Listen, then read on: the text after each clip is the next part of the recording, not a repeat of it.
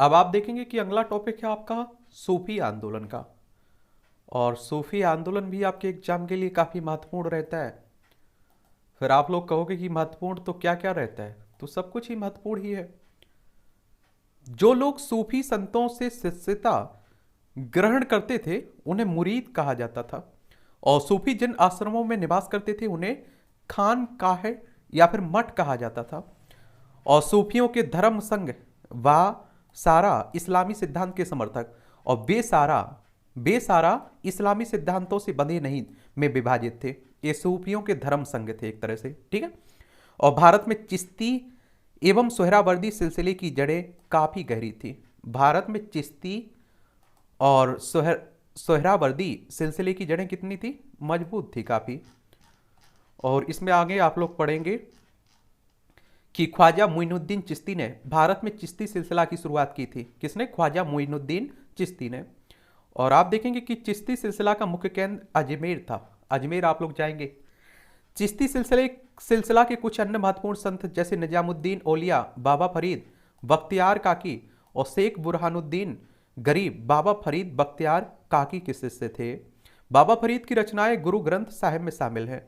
बाबा फरीद के दो महत्वपूर्ण शिष्य थे, निजामुद्दीन औलिया और अलाउद्दीन साबिर।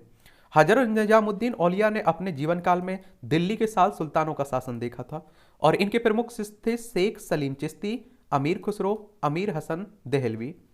फिर आप देखेंगे शेख बुरहानुद्दीन गरीब ने 1340 में दक्षिण भारत के क्षेत्रों में चिश्ती संप्रदाय की शुरुआत की।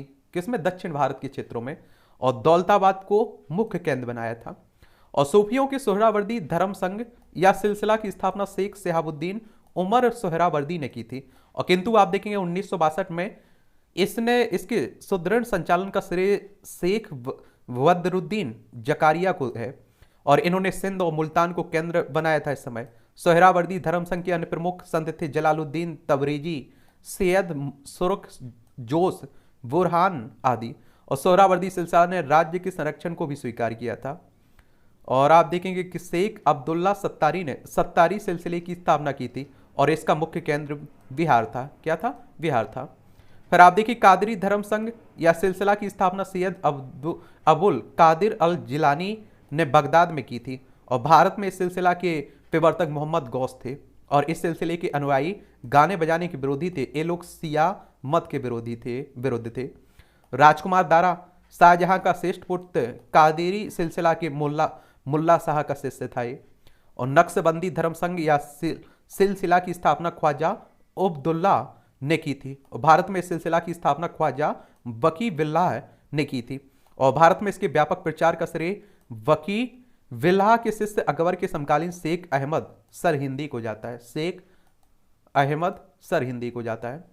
फिरदौसी सोहरावर्दी सिलसिला की एक शाखा थी जिसका कार्य क्षेत्र बिहार में था, और इस सिलसिले को शेख शरीफुद्दीन यहाँ ने लोकप्रिय बनाया था। यहाँ ख्वाजा निजामुद्दीन के शिष्य थे।